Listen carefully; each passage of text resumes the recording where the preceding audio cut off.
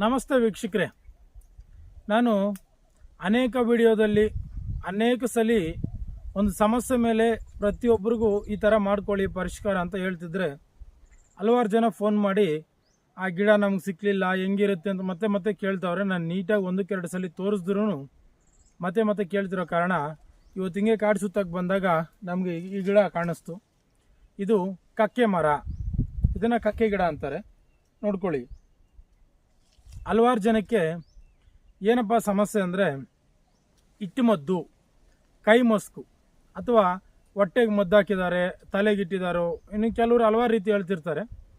ಇದನ್ನು ಇಡೋದಕ್ಕೆ ಹಲವಾರು ಕಾರಣಗಳಿದೆ, ಹಲವಾರು ರೀತಿ ಮಡಗ್ಬೋದು. ಕೆಲವರು ಊಟದಲ್ಲಿ ಟೀ, ಕಾಫಿ, ನೀರು, ಹಾಲು, ಸ್ವೀಟ್ ಪದಾರ್ಥಗಳು, ಜ್ಯೂಸುಗಳು, ಈ ಥರ ನೀವು ತಿನ್ನೋ ಆಹಾರಗಳಲ್ಲಿ ಗೋಬಿ ಮಂಚೂರಿ, ಪಾನಿಪುರಿ, ಈ ಥರದಲ್ಲಿ ಕೋಳಿ ಮೊಟ್ಟೆಲ್, ಆಮ್ಲೆಟಲ್ಲೆಲ್ಲ ಹಾಕ್ತಾರೆ. ಇದಲ್ದಿರ ಕೆಲವರು ಬಂದು ನಿಮ್ಮ ಬಟ್ಟೆಗೆ ಹಚ್ಚೋದಿರುತ್ತೆ, ನಿಮ್ಮ ತಲೆ ಕೂದಲಿಗೆ ಹಚ್ಚೋದಿರುತ್ತೆ. ನೋಡಿ, ನೀವು ಹಾಕೋ ಚಪ್ಪಲಿಗೆ ಸಹ ಹಚ್ತಾರೆ. ಅಥವಾ ನೀವು ಕಾಲಲ್ಲಿ ಓಡಾಡೋ ಜಾಗ ನಿಮ್ಮ ಮನೆ ಮುಂದೆ ಚೆಲ್ಬಿಟ್ಕೊಡೋ ಹೋಗ್ತಾರೆ. ಕೆಲವರು ಎಣ್ಣೆ ಥರ ಚೆಲ್ತಾರೆ, ಕೆಲವರು ಭಸ್ಮಗಳು ಚೆಲ್ತಾರೆ, ಕೆಲವರು ಕುಂಕುಮಗಳ ಥರ, ಸಿಂಧೂರಗಳ ಥರ ಹಲವಾರು ವೆರೈಟಿಗಳು ನಿಮ್ಮ ಮೇಲೆ ಚೆಲ್ಲೋದು, ಕೆಳಗೆ ಚೆಲ್ಲೋದೆಲ್ಲ ಇರುತ್ತೆ. ಈ ಮದ್ದು ಯಾರಿಗೂ ಆಗಿದೆ ಅಂದರೆ, ಯಾರೋ ಒಬ್ರು ಹಾಕಿದ್ದಾರೆ ಅವ್ರಿಗೆ ಆಗಿದೆ ಅಂದರೆ ಏನಕ್ಕೆ ಇದನ್ನು ತೆಗೆಸ್ಕೊಳ್ಳೇಬೇಕು ಅಂತ ನಾನು ಇಷ್ಟೊಂದು ಇದ್ರಾಗಿ ಹೇಳ್ತಿದ್ದೀನಿ ಅಂದರೆ, ನೋಡಿ, ಕೆಲವು ಸಲ ಮದ್ದು ಹಾಕ್ಬೇಕಾದ್ರೆ ಹೆಣ್ಮಕ್ಳು ಋತು ಆಗಿದಾಗ ಡೇಟ್ ಹಾಕ್ತಾರಲ್ವ, ಆ ಬ್ಲಡ್ಡಲ್ಲಿ ಮಿಕ್ಸ್ ಮಾಡಿ ಹಾಕೋರು ಇರ್ತಾರೆ. ಆ ಯೋನಿ ಒಳಗಡೆ 3 ದಿವಸ ನೆನೆಸಿಟ್ಟು ಆಮೇಲೆ ತೆಗೆದು ಹಾಕೋರು ಇರ್ತಾರೆ. ಆ ಡೇಟ್ ಆಗದ ಸಮಯದಲ್ಲೇ ನಾವು 3 ದಿವಸ ಹೆಣ್ಮಕ್ಳನ್ನ ತಾಕಬಾರ್ದು ಅಥವಾ ಅವ್ರ ದೇವ್ರ ಮನೆಗೆ ಹೋಗಬಾರ್ದು. ಅದಕ್ಕೆ ಎಷ್ಟೋ ನೇಮಗಳಿದೆ, ಅದು ಮುಟ್ಟು ದೋಷ ಅಂತ ಕರೀತಾರೆ.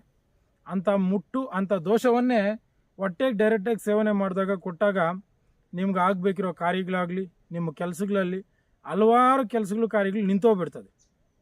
ಏನೂ ಆಗಲ್ಲ. ಎಲ್ಲ ಮಾಡಬೇಕು ಅನ್ಕೊತೀರ, ಒಂದೂ ಆಗಲ್ಲ, ಆಗೋ ಟೈಮಿಗೆ ನಿಂತೋಗುತ್ತೆ. ಸೊ ಈ ಥರ ಮದ್ದು ಹಾಕಿದ್ರೆ ಮಾತ್ರ ಅದಕ್ಕೆ ಯಾವ ಥರ ಪರಿಷ್ಕಾರ ತಗೋಬೇಕು ಅಂತ ಒಂದು.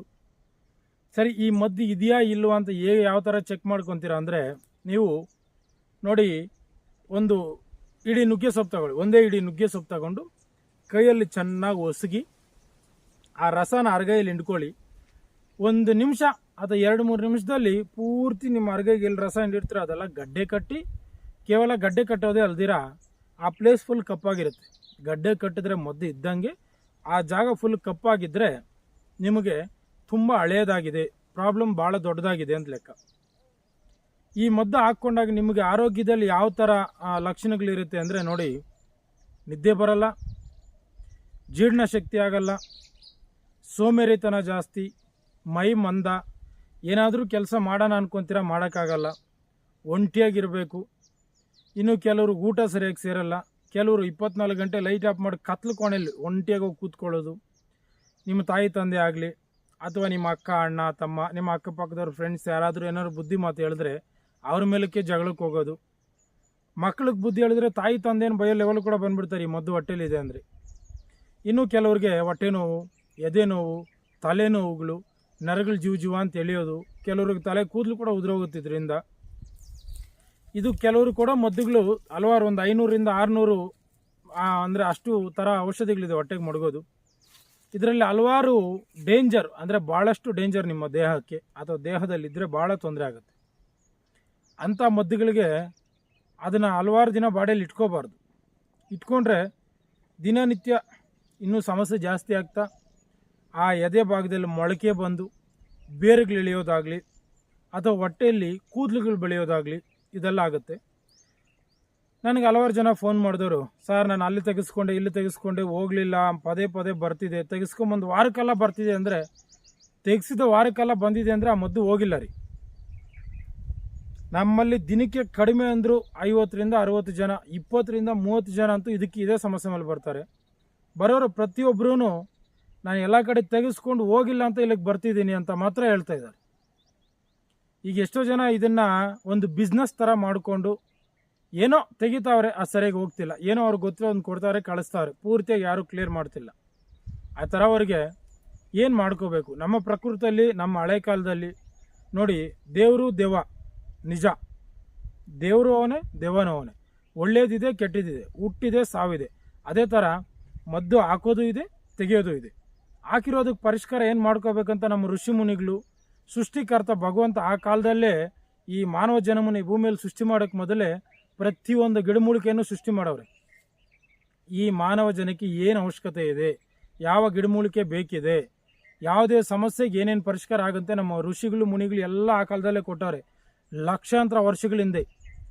ಇದನ್ನು ಈ ಕಾಲದಲ್ಲಿ ಯಾರೂ ಹೊಸದಾಗಿ ಕಂಡಿಡ್ದು ಪ್ರಯತ್ನ ಮಾಡಿ ಟ್ರೈ ಮಾಡಿ ಲ್ಯಾಬ್ಗಳು ರಿಪೋರ್ಟ್ಗಳು ತೆಗೆದು ಇದೆಲ್ಲ ಮಾಡಿಲ್ಲ. ನಮ್ಮ ಋಷಿ ಮುನಿಗಳಿಗೆ ಎಲ್ಲ ಗೊತ್ತು.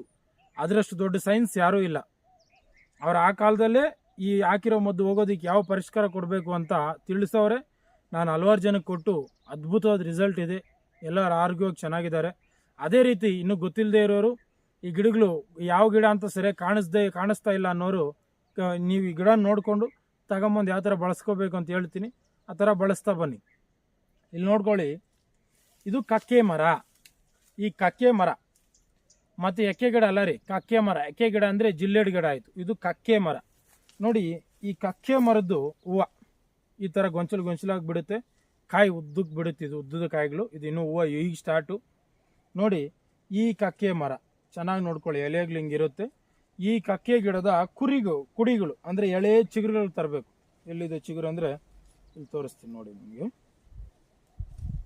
ಇಲ್ಲಿ ನೋಡಿ, ಇದು ಎಳೆ ಚಿಗುರು ಕಾಣಿಸ್ತಿದೆಯಾ ನಿಮಗೆ? ಈ ಥರ ಚಿಗುರುಗಳು ಒಂದು ಇಡೀ ಕಿತ್ಕೋಬೇಕು. ಗಿಡ ಪೂರ್ತಿ ಹುಡುಕಿದ್ರೆ ಒಂದು ಇಡೀ ಸಿಗುತ್ತೆ. ಇದು ಆಲ್ಮೋಸ್ಟ್ ಇಲ್ಲಿ ಕೆಳಗಡೆ ಇರೋದೆಲ್ಲ ಬಂದಿದೆ, ಮರ ಮೇಲ್ಗಡೆ ಇದೆ.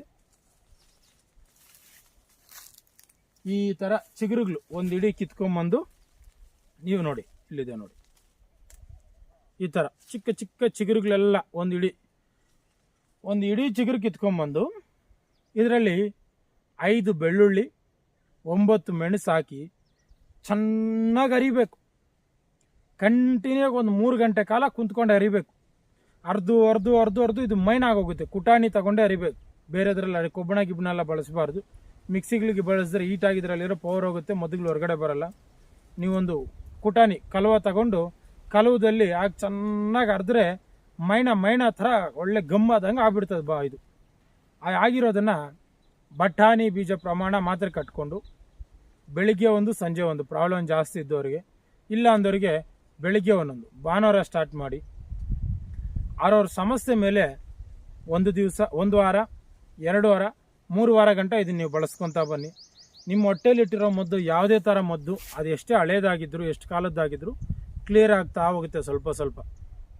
ಪ್ರತಿಯೊಬ್ಬರು ಈ ಗಿಡ ನೋಡ್ಕೊಳ್ಳಿ, ಚೆನ್ನಾಗಿ ಎಲೆ ನೋಡಿ, ಹೂವು ನೋಡಿ. ಅದಕ್ಕೆ ಹೂವು ಕೂಡ ಒಳ್ಳೆ ಸೀಸನಲ್ಲಿ ಗುರ್ತಿಡಿಯೋಕೆ ಹೂವು ಕೂಡ ತೋರಿಸಿದ್ದೀನಿ ನೋಡಿ. ಕುಡಿಗಳು ಹಿಂಗಿರುತ್ತೆ, ಚಿಕ್ಕ ಚಿಕ್ಕ ಕುಡಿಗಳು, ಚಿಕ್ಕ ಎಲೆಗಳು. ನಾವು ಹುಣಸೆ ಎಲೆಗನೂ ಚಿಕ್ಕದಾಗಿರ್ಬೇಕು. ಇದು ಈ ಕುಡಿಗಳೆಲ್ಲ ಕಿತ್ಕೊಂಬಂದು ಅರ್ದ್ಬಿಟ್ಟು ದಿನನಿತ್ಯ ಉಗುರು ಬೆಚ್ಚಿಗೆ 1 ಲೋಟ ನೀರು ತಗೊಂಡು ಬೆಳಿಗ್ಗೆ ಒಂದು, ಆ ಥರ 7 ದಿವಸ, 14 ದಿವಸ, 21 ದಿವಸ ತಗೊಳ್ಳಿ. ನಿಮ್ಗೆ ಆ ಮದ್ದಿನ ಸಮಸ್ಯೆ ಪೂರ್ತಿಯಾಗಿ ಹೋಗುತ್ತೆ. ಸಮಸ್ಯೆ ಕಡಿಮೆ ಇದ್ದರು 1 ವಾರ, ಜಾಸ್ತಿ ಇದ್ದರು 2 ವಾರ, ಇನ್ನೂ ಜಾಸ್ತಿ ಇದ್ದರು 3 ವಾರ ತಗೊಳ್ಳಿ. ಹೆವಿ ಸಮಸ್ಯೆ ಇದ್ದರು 2 ಟೈಮ್ ತಗೊಳ್ಳಿ ದಿನಕ್ಕೆ, ಇಲ್ಲಾಂದರೆ ಕಡಿಮೆ ತಗೊಳ್ಳಿ. ಅದು ನಿಮ್ಮ ದೇಹಕ್ಕೆ, ನಿಮ್ಮ ಸಮಸ್ಯೆಗೆ ತಕ್ಕಂಗೆ ಔಷಧಿ ಬಳಸ್ಕೋಬೇಕಾಗುತ್ತೆ.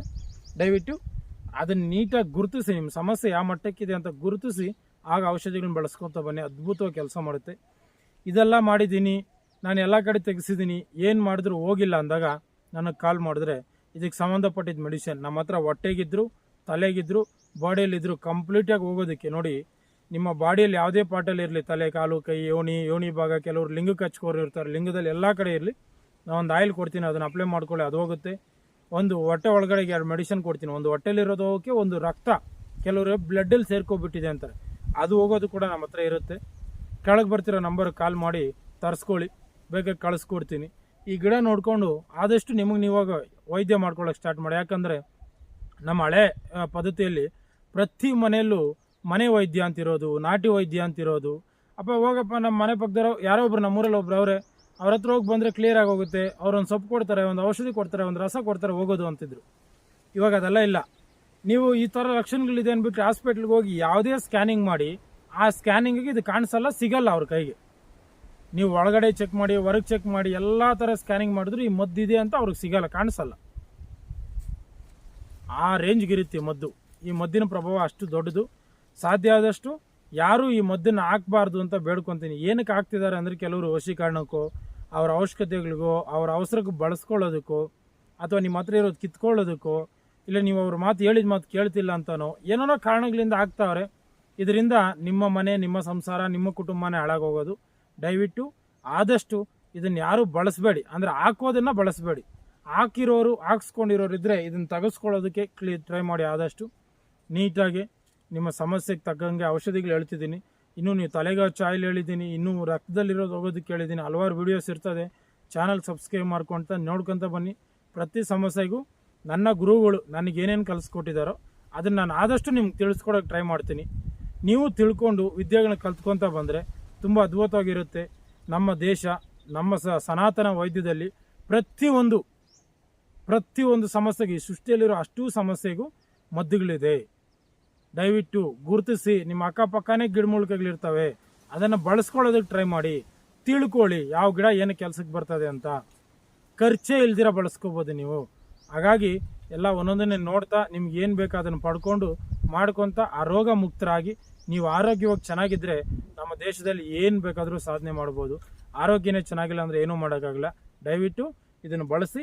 ಬಳಸೋಕೆ ಆಗದಿದ್ದವ್ರಿಗೆ, ಸಿಗದೇ ಇದ್ದವ್ರಿಗೆ ನನ್ನ ಕಾಲ್ ಮಾಡಿದ್ರೆ ನಾನು ಕಳಿಸ್ಕೊಡ್ತೀನಿ. ಈ ವಿಡಿಯೋ ಎಲ್ಲ ಮುಗಿಸ್ತಾ ಇದ್ದೀನಿ. ನಮಸ್ತೆ.